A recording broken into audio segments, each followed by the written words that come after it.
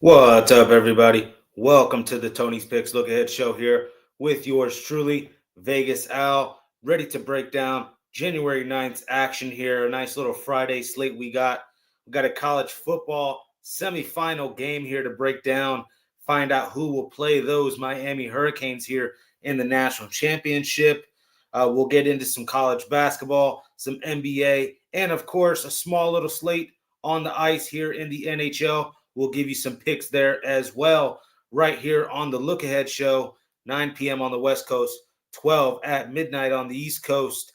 Thank you guys for tuning in. Like and subscribe here before we get into this action. The Look Ahead Show here on Tony's Picks here with yours truly, Vegas Al. We're going to get into it here. Start off here with the college football game. I'm not going to give you guys a side here. I have a side up on the site already. Go scoop it up. Been a little bit of a solid college football run, 15-12 last 30 days. Again, just cashed on Miami Hurricanes minus 3.5. Yes, I had to sweat it. Had to get a little lucky there at the end. Don't get me wrong, but we'll take a win however we can get it. Here in this one, you got two top defenses. I mean, what is it? 11 points per game. Indiana's allowing 15 points per game. Oregon's allowing two massively overrated quarterbacks as far as these guys are going to be NFL top 5 picks. And I think whoever drafts these guys are surely going to be mistaken. Will set their franchise back a decade, maybe a half decade here, especially Fernando Mendoza. Not in love with what he's done in big games. I get it. He has this Indiana program undefeated.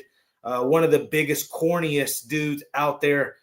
Dante Moore, again, 5-star all-world athlete coming out. Could have gone to any school he chose. Decided to go to UCLA to play early. Flopped on his face.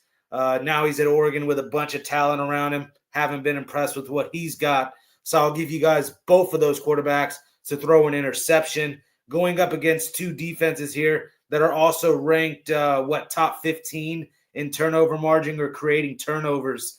So that's what I'll give in this one. I do have a pick on a side on the site. Again, link in the description here. Can't give you guys everything. That's all I got to say. We got college basketball now. Miami, Ohio, and Toledo here in this one. An undefeated Miami, Ohio squad. When I look here, I was expecting Toledo to get more than this 1.5 point line I'm seeing here. Interesting game. At the end of the day, I do think Toledo's a little bit live. Would have liked to get more points with them. That's why I'm not rushing to the window to back them. But I'm not mad at anybody here wanting to get on Toledo. 7-3 ATS-wise in their last, 10 meetings versus Miami, Ohio. Average line they've had to lay in the last 6 occasions here versus Miami, Ohio is minus 11.5. Obviously, a whole different creature here, what they're dealing with in this Miami, Ohio squad. One of the top teams scoring-wise, shooting the three. Obviously undefeated and have been a juggernaut. But there's still some pieces on this Toledo squad. Leroy Blyden, Sonny Wilson, Kyler Vanderjagt, almost 40% from three. Those three guys are going to have a big night if you want to back Toledo. But yeah, forced to play this one. I would be on the 1.5 here with those Toledo Rockets. Possibly an outright upset. Give Miami, Ohio their first loss of the season. All right, on to the next one. We got Cleveland State and Oakland. 14.5 I'm seeing here. Oakland's laying a big number. I kind of get it. Cleveland's 0-7 on the road this year. Neither team playing great defense, either bottom 350, both teams in the country. But like I said, Cleveland's 7 straight road losses to open the year up, 3-7 in their last 10 games, and a big difference in the turnover ratio here, basketball-wise. You got Oakland being top 50 here in turnovers, and then Cleveland State in the bottom 300 in turnovers, not protecting the basketball. Oakland a little bit better ATS-wise this year. They're on a 4-1 run. Last 5 games ATS-wise, 9-6 ATS-wise on the spread. I get it. It's a giant number. I'd only be looking Oakland's way in this one. We got Wright State, Detroit Mercy here.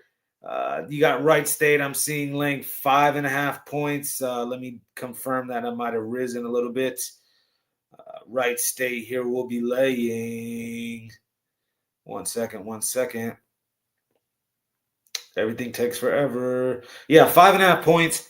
Total 147.5. When I look here at this one, the better shooting team is Wright State. Detroit and also better defensive rating, coming off 4 straight wins as well.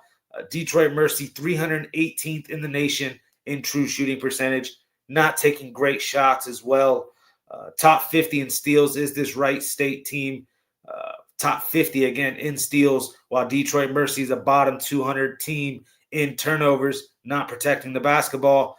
Wright State, you look at them here, 9-1 in their last 10 games straight up, 7-2-1 ATS wise, covering some spreads, but so is Detroit Mercy here. They're on a 7-1 ATS run, 6-1 ATS wise when priced as an underdog. But when you look head to head historically versus Wright State, they're 1-6 here. Last 7 games versus Wright State. I get it. Wright State's laying a little bit, but I can only look Wright State's way here again, and Detroit Mercy just sloppy play all year long. A lot of people love to fade me on the channel, on the site here. Go ahead and keep fading me. I find it hilarious. It's pretty obvious that you're doing it too. Can't even come up with an actual write-up in your picks, yet real confident to take the other side there. It's going to keep biting you guys in the ass at the end of the day. All right, on to the next one. We got Canisius and Manhattan. Canisius here, 1-7 on the road this year. Been a team I do not want to back. 360th in the nation, points per game, a slow pace as well. 270th in the nation in free throw percentage. When you look, Manhattan's a top 25 team in free throw percentage. Both teams, however, last 5 games, 4-1 to the number. Just Manhattan, again, 8-1 this year, 8 ATS-wise at home. You look how Manhattan's played historically versus Canisius here at home, and they're actually 1-6 ATS-wise, but this Canisius squad almost unbackable this year. Would not mind laying. I see now 6.5 here with Manhattan. That would be where I would look. We got Rider and Fairfield here in this one. I was expecting Fairfield to possibly lay double digits. I'm seeing -8.5, total 143.5. Not one statistic in the sport of basketball that Fairfield doesn't outrank Rider in. It's just been a brutal season so far for Rider. 1-12. They're 0-8 on the road this year. 10 straight losses for Rider. The non-conference, though, has just been brutal. I could argue a little bit tougher than what Fairfield had to go up against. And Fairfield 3-9-1 ATS-wise last 12. Fairfield not much better, 4-9 to the number in their last 13 games. These 2 guards here, Flash Burton, again, that's a cool name for Rider. Flash Burton, Zion Cruz, not scared to shoot the ball from 3. Don't get me wrong, they're shooting around 25% from behind the arc, but almost due at this point to at least cover a spread. Would I have liked to get double digits with Rider? Yes. I actually can see this one going over the total as well. I see a very light total, a 143, 142. I was expecting possibly one in the 130s, but I still think they can get over the 143 here. I think Rider finally gets some shots to fall down. That'll force Fairfield's hand at playing at a fast pace here. I like the over, and I still like Rider to stick around here in this one, plus the 8. All right. We got Niagara and Iona here in this one. I got a pick up on the site here on this one. Go scoop it up. Link in the description. That's all I'll say on that one. We got Merrimack and Siena here in this one.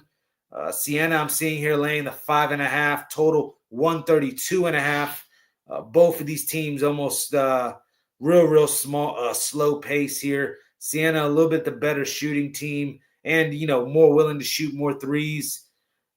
But when I look, that's actually the Merrimack side that's a little bit more willing to shoot threes. But the size advantage is here with this Siena squad. I actually think this 7-footer, I was looking at the roster, Riley Mulvey, is due for a big day, especially against Merrimack. Again, one of the taller players on their team is only 6'8". I expect the 7-footer for Siena to have an impact in this one. What do you look at? When I look here, Siena 6-3 ATS run, Merrimack's also on a 5-1 ATS run. 8-1 though is Siena, last 9 games playing as a favorite. Yes, I could see them covering this spread. I really do like an under in this one as well, though, just the pace that these two teams play at. Not necessarily in love with. Again, it would be forced to play. It'd be Siena and under in this one. We got St. Peter's and Mount St. Mary's. I was seeing here Mount St. Mary's laying -1.5. Yep, total 137.5. St. Peter's, 3 straight wins, hold all the advantages in as far as rankings in shooting, steals, turnovers, offensive and defensive ratings. Fresh off a win against Marist, who I hold some stock in. Marist is a top 5 defensive team in the country. I get they play in a small conference, but you still got to give that some respect. When you look here, Mount St. Mary's, though, has played a tough non-conference schedule. West Virginia, Maryland, Cincinnati, Ohio State, played competitive against Maryland, went to overtime here. St. Petersburg, a little bit lighter of a non-conference. They did play Seton Hall, VCU, Georgetown. Didn't really compete with any of those teams outside of Georgetown, and I'm not in love with Georgetown this year. Mount St. Mary's, though, being at the bottom of this MAAC conference, looking up at St. Peter's, who's undefeated in this conference. I can see them biting down at home here. Kind of believe what this line is telling us here, -1.5. Again, Mount St. Mary's 5-1 ATS-wise when playing as a favorite in their last 6 occasions. Also, 5 straight Friday night losses for Mount St. Mary's. Expect that to start going the other way at some point. But St. Peter's has been on a nice little run as well. They're 5-0 against the number last 5 games. But when you look, 2-9 on the road in their last 11 road games. I like Mount St. Mary's. There's enough stats going their way here, and the line being a -1.5 is telling you all you need to know here in this one. Give me Mount St. Mary's. I'm sure tons of people will be on St. Peter's tomorrow. Love it, love it, love it. Love it, love it, love it. IU Indy, Green Bay here. When I look, Green Bay laying the 7.5 points. We got a total of 8.5 points now. Total 162.5. Ridiculous fast-paced IU Indy plays. I could call it junk volume, garbage basketball they play. Gottlieb's defense, though, this Green Bay defense, 330th in the nation, worries me. I just think at the end of the day, they play more disciplined style basketball, a little bit better shot selection. IU Indy's going to shoot or highly contested threes from almost 30 feet out. Again, not scared to shoot the three, a top 25 team as far as attempts and threes and whatnot, and still only hitting 31%. It's almost laughable, this IU Indy 7 seconds or less type system that they try to play with. All they do is get ran out of the gym week in, week out. Automatic fade type team this is. When you look at IU Indy, 6 straight losses on the road. IU Indy is 6-1 against the number on Friday nights.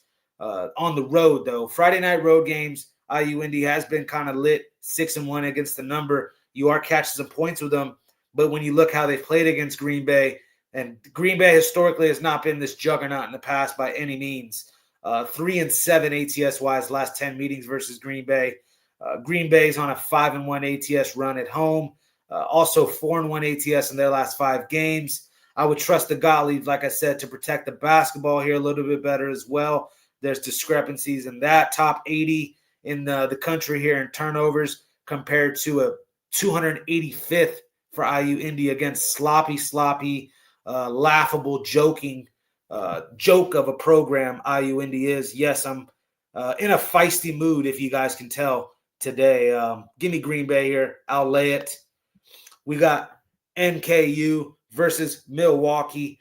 Milwaukee, I'm seeing here laying to 3.5 points. Total 154.5. We got another fool's gold team here in Northern Kentucky. 3 non-Division I games here to pad their non-conference record. I'm not going to count that. They're 9-5 this year, not 12-5. Milwaukee, on the other hand, lost their best piece, this Seth Hubbard. But, Danilo Janovic here will be one of the bigger guys on the court. Big size advantage for Milwaukee. Expect 20-plus points out of him. He can shoot the three. A guy like Faison Fields here coming off the bench, 6'10", only adds more depth, more size for Milwaukee. And then a guard that stepped up here recently in place of Seth Hubbard has been this Isaiah Dorcius, 14 points, 13 points last couple games, playing well over 30 minutes. Will step in and fill Seth Hubbard's shoes. Real nice. Again, Milwaukee 7-3 head-to-head versus this NKU team. Last 10 meetings, 6-4 to the number in those last 10 meetings. Got no problem laying the small number at home here with Milwaukee. We'll lay the 3.5 in that one. We got Akron, Bowling Green here in this one. Another sneaky good one here. I was expecting Bowling Green to get a little bit more than 3.5 points. Both teams play at an insane fast pace. Akron almost 95 points per game. A little bit of the better shooting numbers and rebounding numbers. A serious big three in Tavari Johnson, Amani Lyles, and Shemaiah Scott here. Those three have been big time for this Akron program this season. And then the Mahaffey brothers, these two guys, 6'6", 6'7" wings here. 6 rebounds per game as well. Can play the D on the perimeter. Can shoot the three. I like this Akron squad, actually. Bowling Green has some size, though. They have 4 guys, 6'9" to 6'10", to match up here with Akron. Javante Campbell and Sam Towns being the 2 leading scorers. A nice little pick-and-roll game those two have. And then a Mayor Wohl here on the wing, a 6'9", flexible-type forward. This one's going to be a little bit of a tough one for me to call. Both teams on a 2-4 ATS run last 6 games. Akron, however, 10-4 last 14 games versus Bowling Green. Bowling Green historically is not the greatest of basketball programs. I will admit they've stepped up this year. But 17-3 Akron is on the road historically versus Bowling Green. Bowling Green's 1-4 ATS-wise in their last 5 home games this season. Akron 9-3 on the road last 12 games. Some things pointing in Akron's direction. You're not getting the big number that I was expecting, a -7 here. To get -3.5 with those Akron Zips, we'll be zipping it up. Give me Akron here, -3.5. USC, Minnesota here in this one. Tricky one. I wanted USC. I felt like USC's due here. But let's just look at how they've played. They got buried in Michigan by Michigan State and the Michigan Wolverines. Couldn't cover those big numbers. When you look here, Minnesota's fresh off that upset win here to number 19 Iowa. You look at these 2 guys here, Jaden Crocker Johnson and Cade Tyson, 2 6'8", 6'9" forwards who can put the ball on the floor, shoot the three. Also a big-time performance against Iowa for this guard here, Langston Reynolds, a 22-point night here, averaging 10 points per game, only expecting an increase in production out of him. I don't know. When you look here, Minnesota's undefeated at home, 9-0, not looking to step in front of them. Again, they've beaten in Indiana. They've beaten in Iowa already this year at home. USC, 3rd straight road game. Already said it, 2 blowouts there to Michigan and Michigan State. USC might have a little bit of a size advantage, obviously, with the Baker Masara, even at the guard spot being like 6'7". Alsor, Coffey, Brownwell, all of those guys, 6'9", 6'10". Even Rodney Rice being a 6'5" guard, had me looking USC's way. But USC, look, 1-4 ATS-wise last 5 games, 1-8 against the number in their last 9 road games. And then I look just recent history, the last 3 times these 2 teams have played each other, because, again, USC still fairly new to the Big Ten. USC's 0-3 against the number here to Minnesota, and they're catching 4.5 points average line in those 3 games. Well, what number do we have here? I'm seeing Minnesota here as the, 4.5-point favorite. What do you know? Give me Minnesota here, minus the 4.5. Not going to lie, I would have took it a little bit early. I did see 3.5, 2.5s, but either way, I'd be on those Golden Gophers here in this one. All right, final college basketball game of the night. We got UNLV taking on Colorado State here. Total 151.5. Colorado State laying the 7.5 points. Player to keep an eye out on is this Kyle Jorgensen here for Colorado State. Game time decision now with the knee. hasn't played in the last couple games here. It's been a big piece missing for this Colorado State squad. I could argue a little bit fraudulent as well when you looked at the non-conference schedule that they had to play. UNLV here with some talent still on this roster. It's still the Arizona transfer. Emmanuel Stephen is now back. 6th game he's played this year. Nice 7-footer. I think, again, we'll have a size advantage that they could take advantage of here versus Colorado State.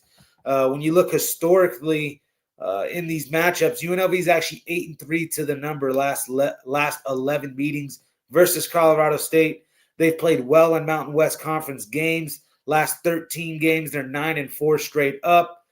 Colorado State's been impressive as well, though, but a lot of this dates back to last season. Obviously, they had that kid Clifford on the squad, a big-time player now in the pros. But Colorado State 15-5 against the number last 20 games. They're also 11-3 ATS-wise in their last 14 Mountain West Conference games.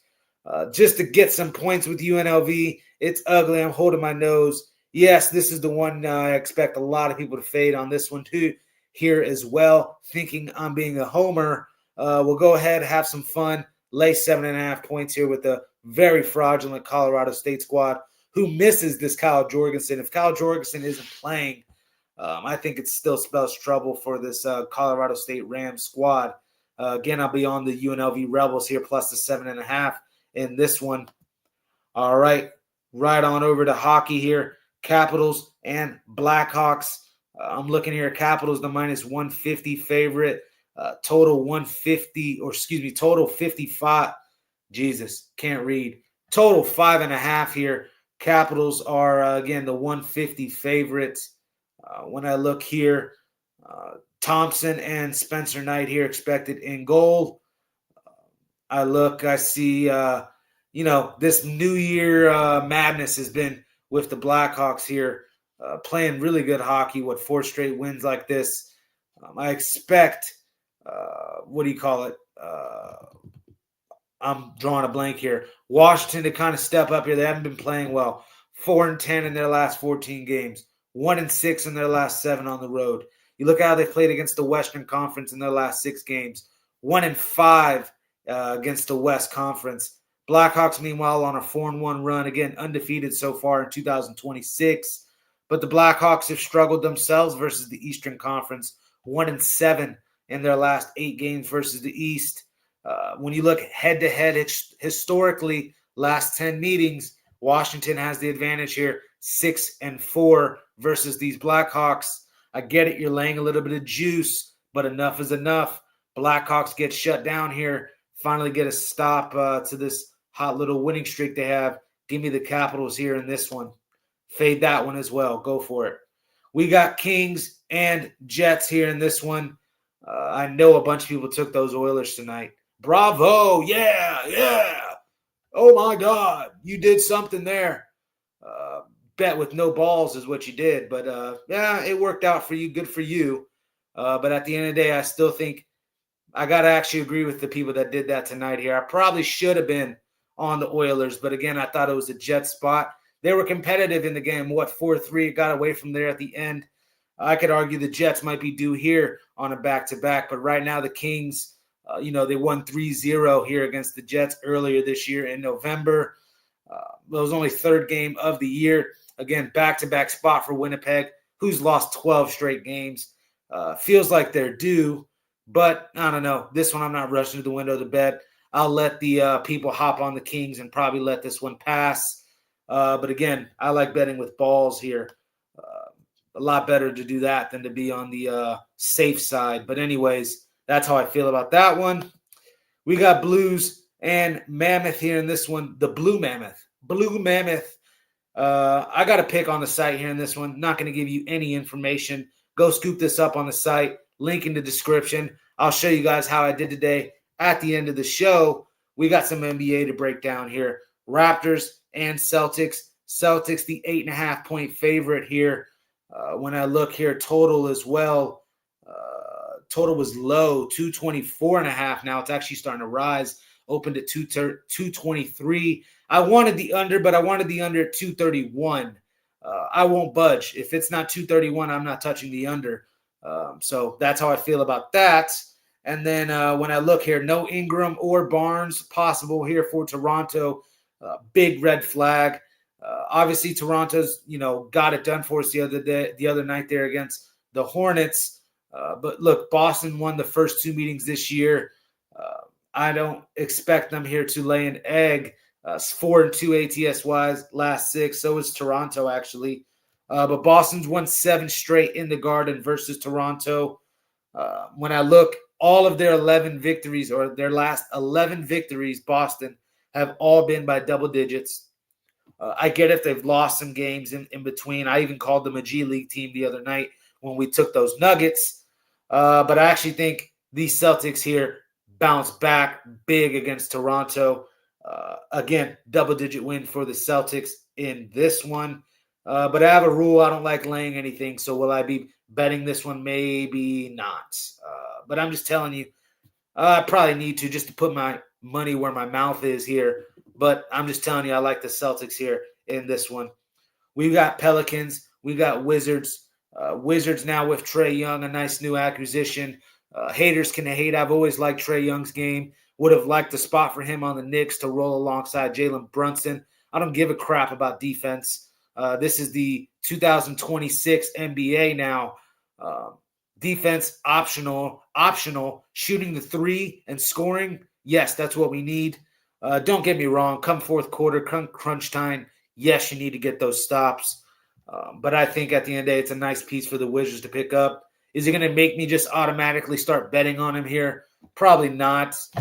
But when you look at the Pelicans, maybe this is the team to fade here. They're on an 0-5 ATS run, 9 straight losses. When you look, the Wizards are 9-3 in their last 12 meetings at home versus New Orleans. Maybe even an over 237. I will admit Pelicans have sometimes been sneaking under the total, though. I'd rather just lay it here with the Wizards. Just the good vibes here with Trae Young on the team now. We'll see if he even plays. I did see he was questionable here with a quadriceps. So there you have it in that one. We got Sixers and Magic here in this one. When you look at the 76ers, better shooting numbers, a little bit healthier as well. Both of the Wagner brothers still out, I'm seeing here for the Magic. When you look, 76ers won earlier in the year 136-124. Magic just won the most recent matchup, 144-103. But, Sixers were missing some pieces in that game. 76ers are 4-1 ATS last 5. You look 14-6 to the number last 20 occasions here versus the Magic. Magic aren't playing that well against the number. 1-5 run they are last 6 games. And then how they've been playing against fellow Eastern Conference opponents. They're 1-7 in their last 8 Eastern Conference games. Give me these 76ers here to roll and a Tyrese Maxey 30-plus point performance here in this one. We got Clippers, Nets. When I look at this one here, I'm seeing Clippers laying the 2.5 points here against the Nets. Absolute trap line, it feels like. Not confident betting this game. All the numbers still point to Clippers on a 7-2 ATS run their last 9 games. You look at the Nets, they're 3-8 versus the Western Conference in their last 11 meetings versus the West. 3-8 to the number. Nets are also 5-12 to the number on Friday nights. You know they like to get their party on. They're in Brooklyn. But the thing that worries me about the Clippers is the very next night they play Detroit. I think much more interested in playing versus these Pistons who have just been whooping up on everybody, covering double-digit spreads. I don't know. Do you guys believe in look-aheads? I do. Clippers possibly in this situation. A game I'm not rushing to the window to bet. If you take the look-ahead scare thing out of it, I think you got to take the Clippers. But again, I'm not going to bet it because of that reason there. But tread lightly there. All right, we got OKC and these Grizzlies here. Still an ugly injury report here on both sides. OKC obviously not playing the greatest of basketball as of late. 3-6 ATS last 9. Almost dropped it to the Jazz the other night. Dropped it outright to the Hornets the other night. I could argue this might be a little buy a low price here with the Thunder. I was seeing a 4.5. Let me make sure this number's still there. Yes, 4.5, total 229.5. I think the OKC Thunder finally get it done here. When you look head-to-head historically, the Grizzlies, they've won 10 straight. OKC has versus these Grizzlies. They've also gone 8-2 ATS-wise against the Grizzlies, mostly laying some points as well versus them. So, again, give me OKC here in this one to bounce back, get right here on for OKC.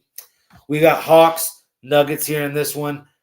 Nuggets -3. I'm seeing total 234.5, 236.5 now. And the Nuggets are now only -1.5. The injury report here in this one, I was seeing just Jamal Murray and the G League squad here is basically what we're going to get. Jamal Murray's game time. We'll see if McCollum plays the new acquisition. I don't care really about Corey Kispert, but we'll see if McCollum plays here for the Hawks. When I look at the numbers here, Nuggets have dominated this head-to-head. Obviously, it hasn't been the G League team. It's been a Jokic, Aaron Gordon, MP, Michael Porter Jr. type Nuggets squad with these 8-2 ATS last 10 meetings versus Hawks. Stat that I'm naming here, but I still think, again, this Nuggets team has been proving some people wrong. Next man up. These G League guys want to have a spot on the roster come playoff time, and you add in Jokic in the fold of things. I think Nuggets are a super big-time dark horse. That nobody's giving them the real respect they deserve. I think they can win this whole thing. Got no problem laying a 1.5 here versus this Hawks squad. When you look at, again, 0-5 to the number is this Hawks squad last 5 meetings versus Denver. Have lost 6 straight versus Denver. Give me the Nuggets here in this one, -1.5. We got Knicks and Suns here in this one. I was expecting Knicks to be laying 5.5, 6.5 points. Instead, they're only laying 1.5 on the road. Might be a little bait line-ish, but I don't care. I'll take the bait here with the Knicks. I just think just a clearly better team. Top 5 offensively in the NBA. A little bit more efficient as well, shooting. 7-9 on the road this year. Yes, they can improve upon that. Knicks also on a 2-10 ATS run. But again, they're not laying a big number here. Suns are on an 11-1 ATS run last 12 games. But I can't trust the Suns here when they play these tougher Eastern Conference teams. 2-7 against the number versus the East. And then Knicks in their last 5 meetings in Phoenix, they're 4-1 to the number.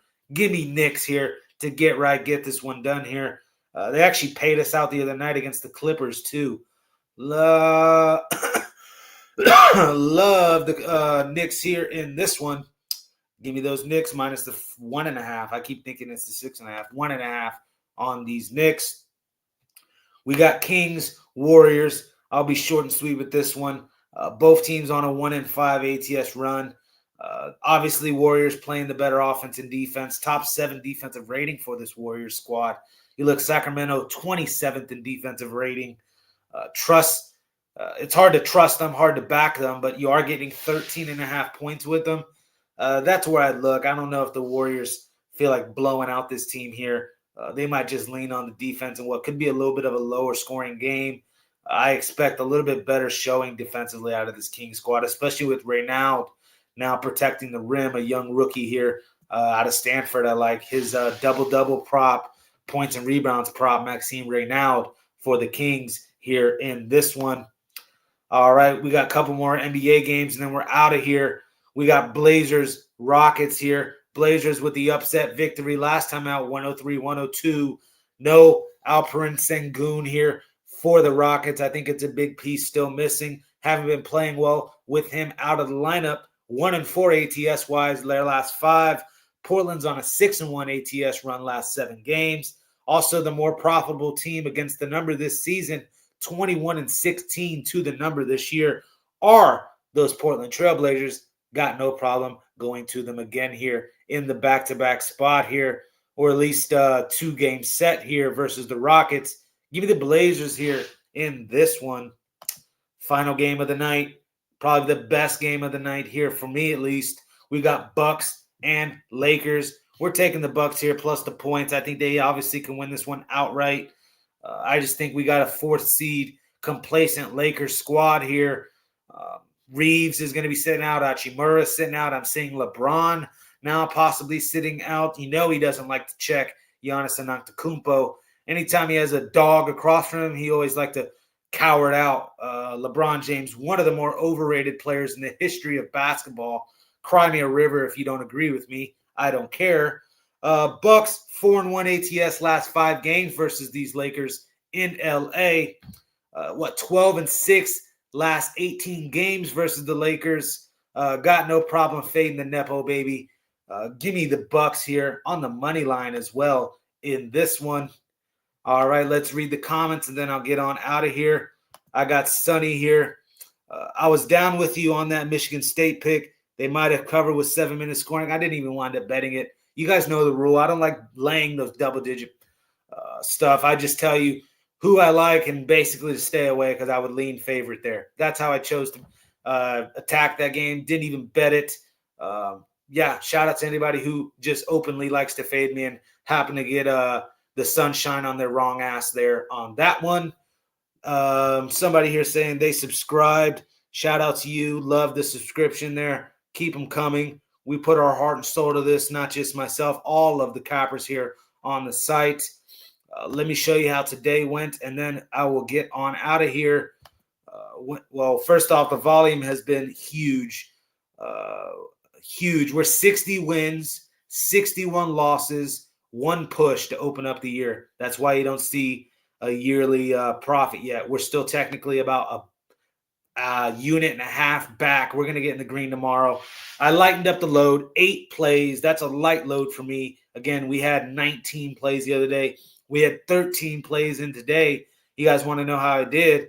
Well, let's go check out the leaderboard. On the leaderboard here in this, I believe I went 8-5 atop of the leaderboard. If this thing will load. 1 second. Everything taking forever. Oh, excuse me. I went 9-5 because I don't even need a 9-5. Who needs a 9-5 when you're going 9-5? Why is it doing this? Why is it doing this? Why is it doing this? Who needs the 9-5 when you go 9-5? You feel me? It's right there. I'm trying to show you what's up. Look at my NBA run in the last 30 days. Looks like I'm number 1. Looks like I'm number 1. You got Bitler here doing his thing. Bitler's one of the more respected cappers on the site. Chris up here. Zawacki's up here. Yours truly sitting at number 1 last 30 days in the NBA. You could call it luck. You could call it hate. I don't give a crap because I'm feeling great. That's all I got to say about that. On a run. Hop up on the site. Link in the description. But that's about all I got for you guys here on Tony's Picks Look Ahead Show. Best of luck to everybody tomorrow. Again, link in the description. Tons of stuff I have on the site. Let me actually show you that as well before I get out of here. Give me 1 second. It's still doing this split thing. It's really actually annoying. But just bear with me. I'll figure out why I did that. Just check out the left side here. I will have a Friday college football best bet. I told you guys I have you covered in that one. I have you covered. 1 big hockey play for tomorrow. Again, we have a small slate. And then I have a 5-pack of hoops, 4 pro, 1 college game. It's time to hop on something long-term. I'm not going to keep beating around the bush here with you guys. I've been putting my heart and soul into this. About to get in the green here on the year. Again, who's putting in 121 plays for you guys in the first 8 days of the year? If you're a parlay bettor, if you're a straight bettor, no matter what you type of style you have, plenty of stuff I give you guys. Again, Ohio State got it done for us tonight. That was an easy read. What I say about the Jazz, they got it done. Money line. I told you I'd take the Jets because I actually have balls. Okay, they didn't get it done. Not even worried about it. Miami gets it done. Yes, we got lucky there. Shout out to anybody that was on Ole Miss. I will admit they were probably correct. UT Martin, minus the 2.5. They've been a little cash cow. I can go on and on. The volume is massive. I'm a man of my word. That's all I got to say. Best of luck to everybody tomorrow. Peace.